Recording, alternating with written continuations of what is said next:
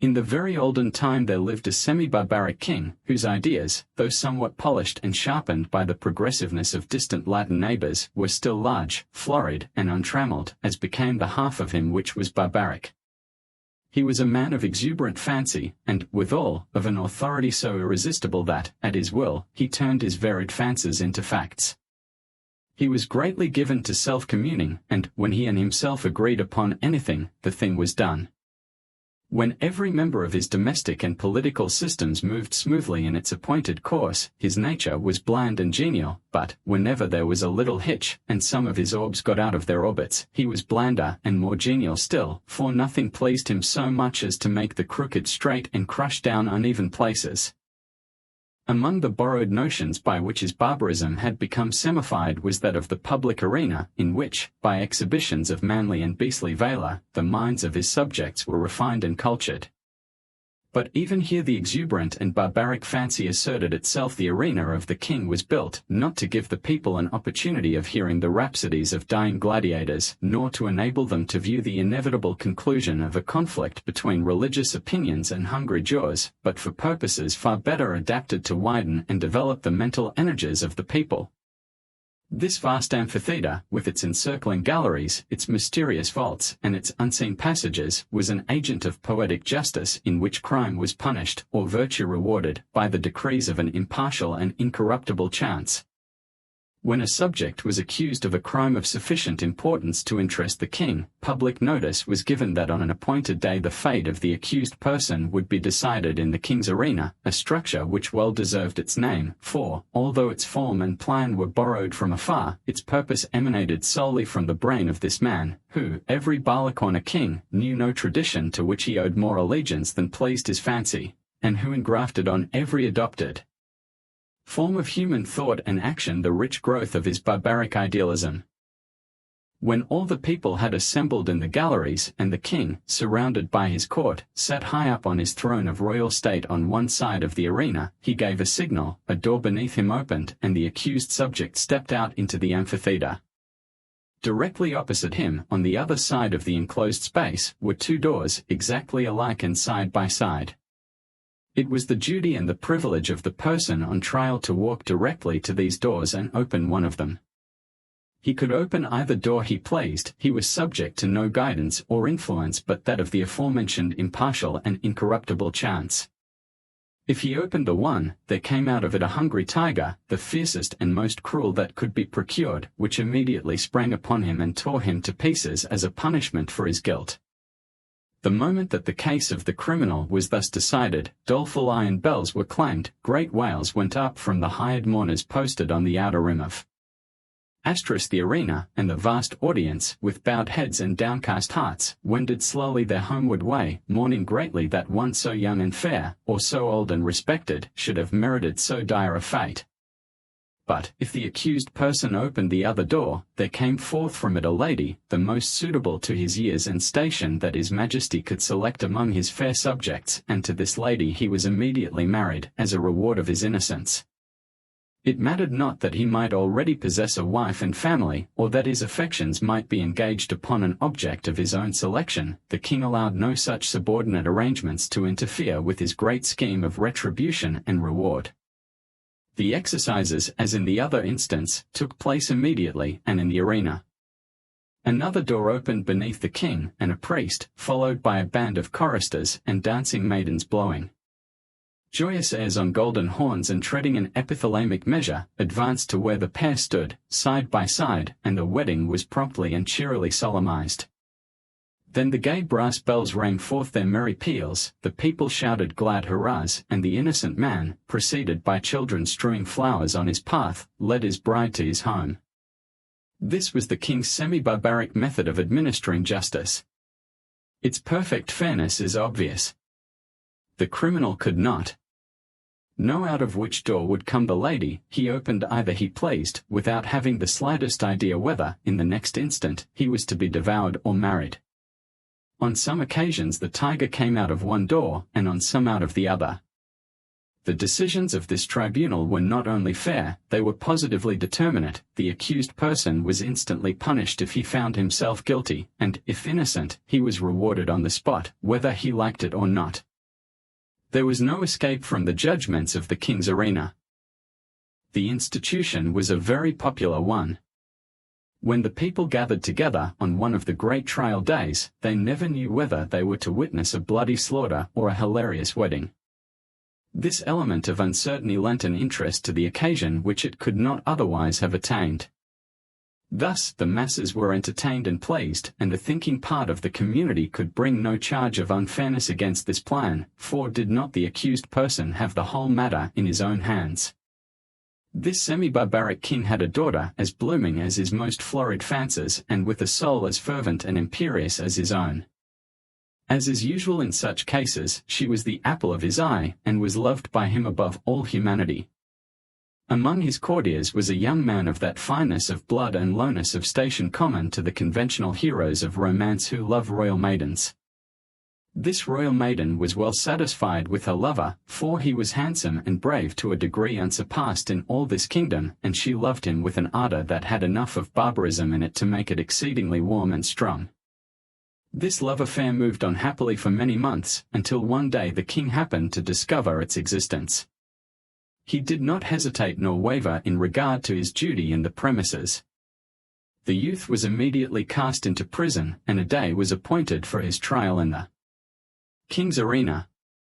This, of course, was an especially important occasion, and His Majesty, as well as all the people, was greatly interested in the workings and development of this trial. Never before had such a case occurred, never before had a subject dared to love the daughter of the king. In after years such things became commonplace enough, but then they were in no slight degree novel and startling. The tiger cages of the kingdom were searched for the most savage and relentless beasts, from which the fiercest monster might be selected for the arena, and the ranks of maiden youth and beauty throughout the land were carefully surveyed by competent judges in order that the young man might have a fitting bride in case fate did not determine for him a different destiny. Of course, everybody knew that the deed with which the accused was charged had been done. He had loved the princess, and neither he, she, nor anyone else thought of denying the fact, but the king would not think of allowing any fact of this kind to interfere with the workings of the tribunal in which he took such great delight and satisfaction. No matter how the affair turned out, the youth would be disposed of, and the king would take an aesthetic pleasure in watching the course of events which would determine whether or not the young man had done wrong in allowing himself to love the princess. The appointed day arrived. From far and near the people gathered and thronged the great galleries of the arena, and crowds, unable to gain admittance, massed themselves against its outside walls. The king and his court were in their places opposite the twin doors, those fateful portals, so terrible in their similarity. All was ready. The signal was given. A door beneath the royal party opened, and the lover of the princess walked into the arena. Tall, beautiful, fair, his appearance was greeted with a low hum of admiration and anxiety. Half the audience had not known so grand a youth had lived among them. No wonder the princess loved him. What a terrible thing for him to be there. As the youth advanced into the arena he turned, as the custom was, to bow to the king, but he did not think at all of that royal personage. His eyes were fixed upon the princess, who sat to the right of her father. Had it not been for the moiety of barbarism in her nature, it is probable that lady would not have been there, but her intense and fervid soul would not allow her to be absent on an occasion in which she was so terribly interested. From the moment that the decree had gone forth that her lover should decide his fate in the king's arena, she had thought of nothing, night or day, but this great event and the various subjects connected with it. Possessed of more power, influence, and force of character than anyone who had ever before been interested in such a case, she had done what no other person had done, she had possessed herself of the secret of the doors.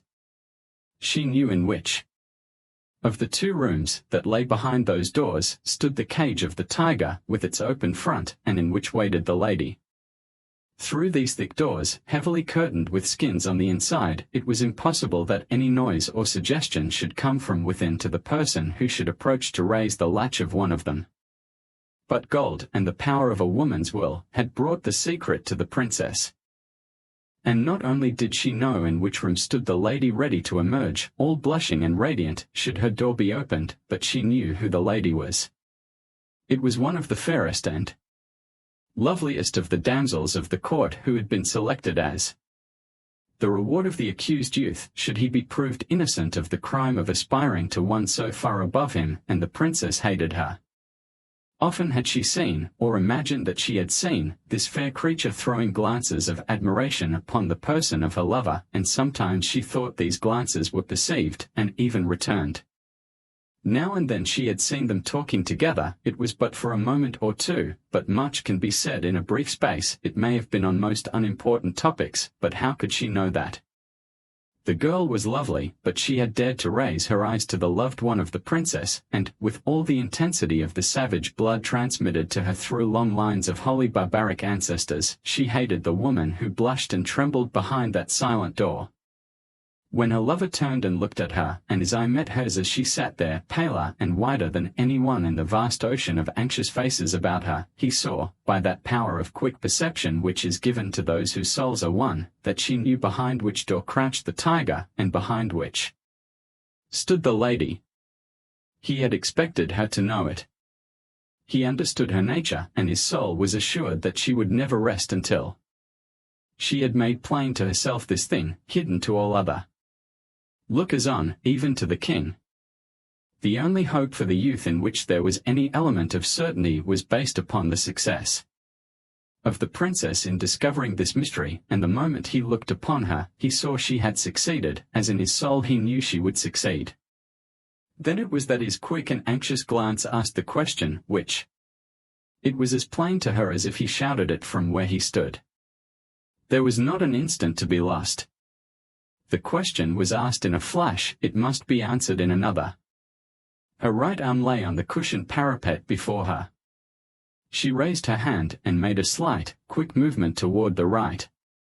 No one but her lover saw her. Every eye but his was fixed on the man in the arena. He turned, and with a firm and rapid step he walked across the empty space. Every heart stopped beating, every breath was held, every eye was fixed immovably upon that man. Without the slightest hesitation, he went to the door on the right, and opened it. Now, the point of the story is this: did the tiger come out of that door, or did the lady? The more we reflect upon this question, the harder it is to answer. It involves a study of the human heart which leads us through devious mazes of passion, out of which it is difficult to find our way.